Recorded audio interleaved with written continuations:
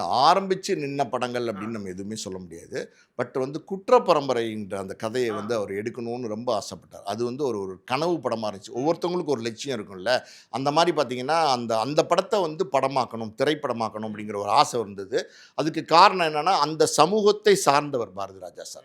So, அதனால அந்த அந்த மண்ண பத்தி நல்லா அவருக்கு தெரியும். அங்க நடந்த சம்பவங்கள், நடக்கிற சம்பவங்கள், அந்த மக்களுடைய வாழ்வியல் எல்லாமே பாரதிராஜா சாருக்கு வந்து ரொம்ப ரொம்ப நல்லா தெரியும். இப்ப கூட நீங்க பாரதிராஜா சார பார்த்தீங்கன்னா, பாப்புலரான டைரக்டரா தான் பாரதிராஜா சார் இருப்பாரு.